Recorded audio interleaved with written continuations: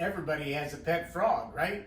I mean, everybody has a pet frog. That one thing that it's like kissing the frog every day or eating that frog every day. You know you don't want to do it, but it's something that's got to be done. Welcome to Leading Leaders Podcast. 5-minute videos, 5 days a week. I'm J Loren Norris with Leading Leaders Podcast. And, you know, sometimes you just got to deal with that frog. It's that, man, I don't want to have to do that. Fire that employee, that lazy salesperson, or deal with that personal confrontation, or have that tough conversation about finances or the mistakes that have been made. And sometimes it's a teammate. It's a person that you've worked with for a while, or maybe it's a business partner, maybe it's a spouse. It's somebody that you interact with on a regular basis, and you realize that where things are right now just isn't working. It's falling short. There's a problem. Houston, we have a problem. Kind of a problem. It's not a, well, you know, we'll let it go another day or two kind of a problem. It's, if we don't change the course on this pretty soon, it's going to be a big problem really soon. Well, that's because you didn't eat the frog every day. Every day you got to deal with the frog. Every day there's going to be something you don't want to deal with. It's calling back that customer that things didn't go right with. It's picking up the phone and talking to somebody you haven't made a contact with. It's going through that stack of business cards you collected over the last couple of years at every network meeting you've been to, and you haven't called on any of them. You haven't followed up on any of them. You haven't made any relationship movement with them. You just gathered a business card, stuck it in your pocket, and moved on down the road, right? See, that's the fraud, especially for many of us in entrepreneurship, where we don't have a team of 60 or 70 to keep everybody moving and clicking. We have a team of 2 or 3 or 1. And that smaller team requires stronger leadership, believe it or not.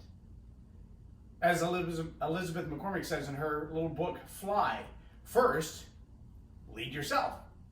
If you're not going to lead yourself, how do you expect to lead anybody else? If you're not going to lead yourself, how do you expect your business or your company or your influence to grow? And the answer is, it isn't going to.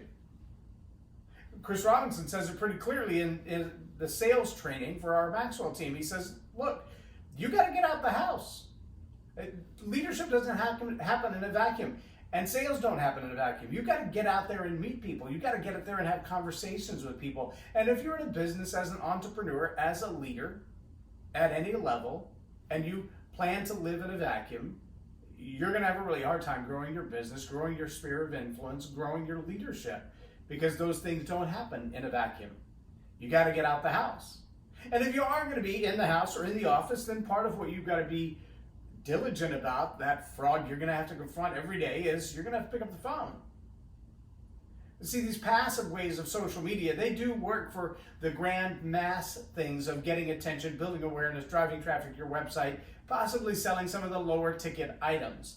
But after the lower ticket item is sold, after the warm lead is created, after the relationship is built, you got to get out the house. You got to meet face to face with people. People don't make $20,000, $30,000 transactions over the internet simply through email unless they already have a good relationship with you. That's going to take some getting out of the house, some sitting down with people, some building relationships. And you got to do that every day. You got to work that into a calendar at least and say, on this day, I'm going to get out the house and go to as many network meetings as I can. I'm going to do as much demonstration of the power of my business as I can. I'm going to donate time to charities where I can show off what I'm capable of. I'm going to give something.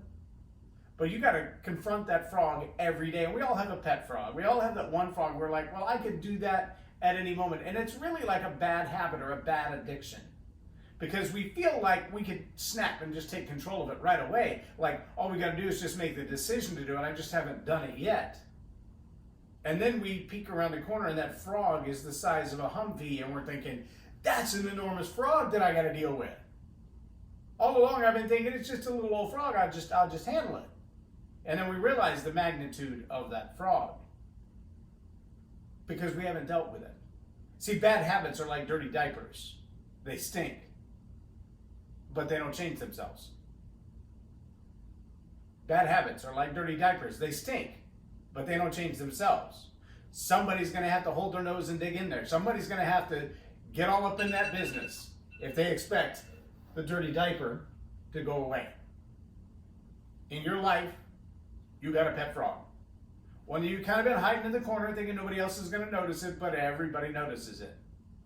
Because in that way, pet frogs, dirty diapers, bad habits, they're all pretty much the same.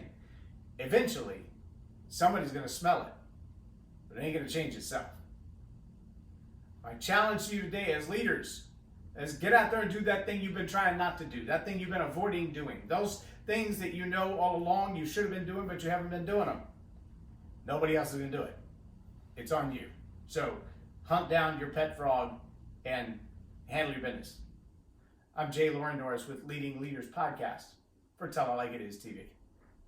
Have a blessed day. Subscribe now for our extensive video library of leadership lessons promoting faith, family, and freedom.